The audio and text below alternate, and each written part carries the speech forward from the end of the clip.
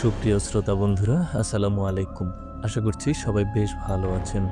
আপনারা শুনছেন অলৌকিক সত্য। আজকের এই রাতটাকে হয়তো আপনার জীবনের সবচেয়ে অশান্ত রাত করতে চলেছি। কারণ আজকের ঘটনা কোনো কল্পনা নয়।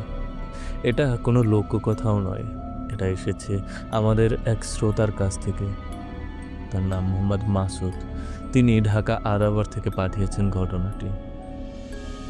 মাসুদ লিখেছেন তার জীবনের এমন এক অভিজ্ঞতার কথা যা তিনি নিজে দেখেছেন এবং অনুভব করেছেন।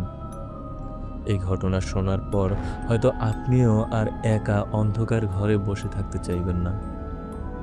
ভাবুন তো, আপনি একা হাঁটছেন ফাঁকা রাস্তায়, চারপাশ নিস্তব্ধ, শুধু দূরে শিয়ালের ডাক আর বাতাসে বাঁশঝাড়ের শো শো শব্দ।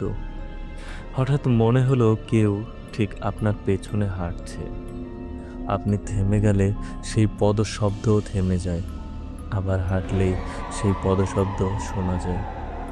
আজকের ঘটনা শুরু হওয়ার আগে শুধু একটা পরামর্শ দেব: আলোটা জ্বালিয়ে বসুন, কারণ সামনে যে অন্ধকার আসছে সেটা আপনাকে গ্রাস করতে পারে যে কোনো সময়। আপনিও যদি চান যে আপনার অথবা আপনার আশেপাশে কারো সাথে ঘটে যাওয়া কোনো সত্য ঘটনা আমাদের সাথে শেয়ার করবেন, তাহলে আমাদের লিখে পাঠাতে পারেন ইমেইলে।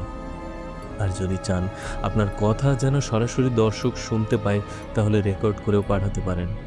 আমাদের ইমেল অ্যাড্রেস অলৌকিকসত্য@gmail.com।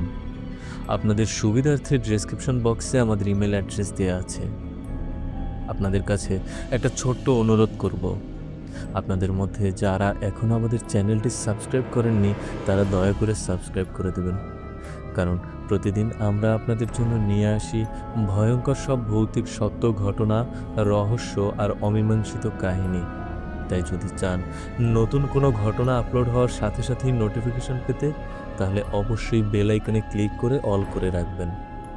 আর যারা ইতিমধ্যেই আমাদের পরিবারের অংশ হয়ে গেছেন, অর্থাৎ সাবস্ক্রাইব করেছেন, তাদের প্রতি রইল আমার আন্তরিক ভালোবাসা আর অন্তরের অন্তঃস্থল থেকে ধন্যবাদ। তাহলে চলুন শুরু করা যাক।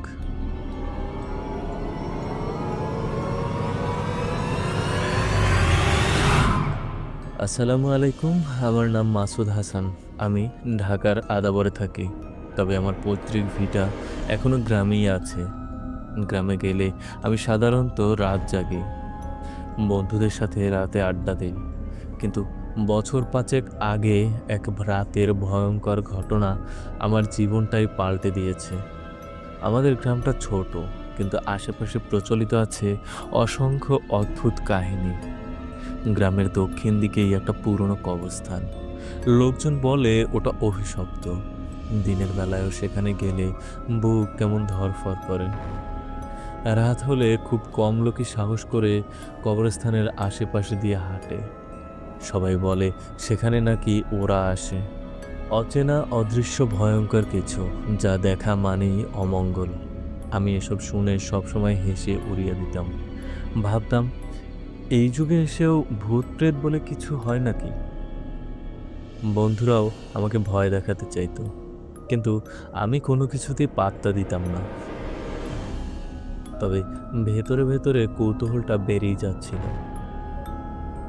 সেই রাতে আকাশ ছিল মেঘলা। বন্ধু জসিমের বাড়ি থেকে ফেরার পথে আমি শর্টকাট ধরে কবরস্থানের পাশ দিয়েই যাচ্ছিলাম। আকাশে চাঁদ ছিল অর্ধেক। মেঘের আড়াল থেকে হালকা আলো বেরোচ্ছিল। আলোর থেকেও যেন অন্ধকারটা বেশি গাঢ় ছিল। হালকা কুয়াশা পুরো পথ ঢেকে রেখেছিল। দূর থেকে কিছু দেখা যাচ্ছিল না, সব ঝাপসা। চারপাশ নিস্তব্ধ, একেবারে মরে যাওয়া গ্রামের মতো। আমি সাইকেল নিয়ে যাচ্ছিলাম। সাইকেল চালাতে চালাতে হঠাৎ অনুভব করলাম বাতাস যেন খুব ভারী হয়ে উঠেছে। অকারণে শরীরে কাঁটা দিয়ে উঠল। হঠাৎ সাইকেলের চেন আটকে গেল। যতই টানাটানি করি খুলল না। বাধ্য হয়ে সাইকেল ঠেলতে লাগলাম। দূর থেকে শুনতে পেলাম শুধু শিয়ালের হাউমাউ ডাক, সেই সঙ্গে বাতাসে ভাঁড়ারের শো শো শব্দ। শব্দটা অদ্ভুতভাবে কানে লাগছিল। মনে হচ্ছিল যেন কেউ নিঃশ্বাস ফেলছে। কখনো মনে হচ্ছিল কেউ চাপা গলায় ফিসফিস করছে। ঠিক তখনই প্রথম শুনলাম পেছনে কারো হাঁটার শব্দ। আমি থামলে সেই শব্দটাও থেমে যায়, আবার হাঁটলেই সেই পায়ের শব্দ শুরু হয়, যেন আমার ছায়া হয়ে কেউ আমার পেছনেই চলছে। আমার বুকের ভেতর ধুকপুক শুরু হলো। আমার বুকের ধুকপুক শব্দটা যেন পদশব্দের সাথে তাল মিলিয়ে যাচ্ছে। আমি পেছনে তাকালাম। রাস্তা ফাঁকা, চারদিক নিস্তব্ধ, কিন্তু বাঁশঝাড়ের ফাঁকে যেন একটা ছায়ামূর্তি দাঁড়িয়ে আছে বলে মনে হলো। চোখ বড় করে ভালোভাবে তাকাতেই মূর্তিটা মিলিয়ে গেল, যেন সে কখনো ছিলই না। মনে সাহস এনে আমি হাঁটা বাড়ালাম। পায়ের তলায় শুকনো পাতার খসখস শব্দ হচ্ছিল। মনে হচ্ছিল প্রতিটি শব্দই যেন কোনো এক অদৃশ্য কণ্ঠ আমাকে গুনে গুনে শুনছে। ঠিক কবরস্থানের ফটকের কাছে পৌঁছালাম। সেখানে পুরনো একটা কদম গাছ দাঁড়িয়ে আছে, গাঢ় ছায়া ফেলে রেখেছে চারপাশে।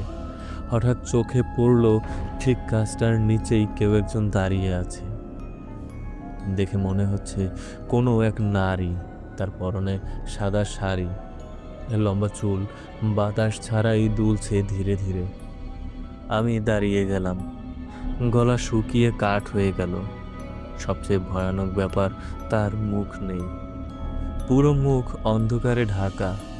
কোনো চোখ নেই, কোনো ঠোঁট নেই, শুধু কালো গহ্বর। মনে হচ্ছিল ওই অন্ধকার আমাকে গিলে ফেলবে। আমি কাপা গলায় বললাম, আপনি আপনি কে? কোনো উত্তর এলো না, শুধু নিস্তব্ধতা। আমার প্রশ্ন যেন অন্ধকারে গিলে ফেল। হঠাৎ করেই বাঁশঝাড়গুলো অস্বাভাবিকভাবে দুলতে শুরু করলো, যেন কোনো অদৃশ্য হাত একসাথে সব বাঁশ ধরে ঝাঁকাচ্ছে। কিন্তু আশেপাশে বাতাসের লেশ মাত্র নেই। তারপর কানে এলো এক অচেনা শব্দ। না ফিসফিস, না কান্না, না হাসি, বরং যেন শত মানুষের একসাথে নিঃশ্বাস ফেলার শব্দ। আমার বুকটা কেঁপে উঠল। চারপাশ অন্ধকার হয়ে আসছিল। মনে হচ্ছিল সেই নারীর মাথা ধীরে ধীরে একপাশে কাত হচ্ছে, আর তার মুখের অন্ধকার আরো গাঢ় হয়ে উঠছে। মনে হচ্ছিল সেই কালো শূন্য গহ্বর থেকে কিছু একটা বের হয়ে আসবে, কিছু ভয়ঙ্কর, যা আমার দিকে ধেয়ে আসবে যে কোনো মুহূর্তে। আমি পেছনে এক পা পিছাতেই গাছের ডাল থেকে ঝরে পড়ল একসাথে অসংখ্য শুকনো পাতা, আর তার সাথে শোনা গেল অমানসিক এক চাপা হাসি। শীতল স্রোত আমার মেরুদণ্ড বেয়ে নেমে গেল। আমার মনে হলো এক মুহূর্ত দাঁড়িয়ে থাকলে আমি হয়তো আর জীবিতেও ফিরতে পারবো না। আমি কিছু না ভেবেই দৌড়াতে শুরু করলাম। সাইকেলটা ফেলে রেখেই দৌড়াতে শুরু করলাম। শুনলাম পেছনে টুপটাপ শব্দ, যেন কেউ খুব দ্রুত আমার পেছনে আসছে। বুক ফেটে যাওয়ার মতো শব্দ হচ্ছিল। হঠাৎ মনে হলো আমার কাঁধে ঠান্ডা বাতাস কেউ ফু দিল। শরীর জমে গেল। আমি পড়ে যাচ্ছিলাম, কিন্তু কোনো মতে দৌড়ে বাড়িতে ঢুকেই দরজা বন্ধ করে দিলাম। কিন্তু ঘটনার শেষ এখানেই নয়। দরজা বন্ধ করার কয়েক সেকেন্ড পর বাইরে থেকে স্পষ্ট কণ্ঠে একজন মহিলার হাসি শুনতে পেলাম, করুণ অথচ শীতল হাসি। সকালে সাহস করে আমি আর কয়েকজন মিলে সাইকেল আনতে গেলাম। সাইকেল একদম ঠিকঠাক, কোনো সমস্যাই নেই, তবে সিটে কাদা লেগে আছে, যেন ভেজা কাপড়ে কাদামাখা শরীরে কেউ সেখানে বসেছিল। গ্রামের বয়স্করা শুনে বলল, এই রাস্তায় রাতে একা যাওয়া যাবে না। এখানে বহু বছর আগে এক তরুণীকে হত্যা করে কবরস্থানের পাশে ফেলে রাখা হয়েছিল। সেই রাত থেকেই ওর আত্মা ঘুরে বেড়ায়। আমি ভেবেছিলাম বিষয়টা এখানেই শেষ হবে, কিন্তু ঠিক দুদিন পর রাতে ঘুমাতে গিয়ে দেখি জানালার বাইরে সেই একই সাদা পোশাকের অবয়ব দাঁড়িয়ে আছে। এবারও মুখ দেখা যায়নি, কিন্তু ঠান্ডা বাতাসে হঠাৎ করেই আমার নাম ধরে ডাক শোনা গেল, মাসুদ, মাসুদ, শুনছিস আমার ডাক? আমি চিৎকার দিয়ে উঠে বসি। চারপাশে কেউ নেই, কিন্তু জানালার কাছে স্পষ্ট কারো ভেজা হাতের ছাপ রয়ে গেছে। সেদিন থেকে আমি আর কোনোদিন একা ওই পথে যাইনি। আর আজও মাঝে মাঝে মাঝরাতে মনে হয় কেউ যেন অন্ধকার থেকে আমাকে ডাকছে। আমার ঘটনা এই পর্যন্তই। সবাই ভালো থাকবেন। আল্লাহ হাফেজ।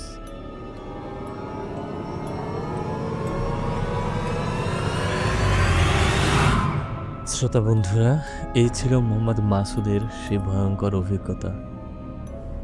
আপনারা বিশ্বাস করুন আর নাই করুন, কিন্তু একটা সত্যি আমরা অস্বীকার করতে পারি না। অন্ধকার কখনোই সত্যি ফাঁকা থাকে না। আমরা ভাবি রাতের নিস্তব্ধতা মানেই শান্তি, কিন্তু নিস্তব্ধতার আড়ালে লুকিয়ে থাকে চাপা শ্বাস, অদৃশ্য চোখের দৃষ্টি, যারা চুপচাপ আমাদের প্রতিটি পদক্ষেপ গুনে চলে। মাসুদের গল্প আমাদের মনে করিয়ে দিল, যেখানে আমরা ভাবি আমরা একা, হয়তো সেখানে আমরা একা নই। হয়তো আমাদের ছায়ার চেয়েও কাছাকাছি দাঁড়িয়ে থাকে অন্য কেউ, যে শুধু সুযোগের অপেক্ষায় থাকে। কে জানে, আজ রাতে আপনার জানালার বাইরে দাঁড়িয়ে নেই তো কোনো সাদা পোশাকের মহিলা? কে জানে, হয়তো আপনার নামে ওকে চাপা গলায় ফিসফিস করে ডাকছে, শুধু আপনি শোনার অপেক্ষায়। আজকের মতো এখানেই শেষ করছি। আবার আসবো নতুন এক অলৌকিক সত্য নিয়ে। ততক্ষণ ভালো থাকুন, সুস্থ থাকুন, আর অন্ধকারকে ভয় করলেও শুনতে থাকুন অলৌকিক সত্য। আল্লাহ হাফিজ।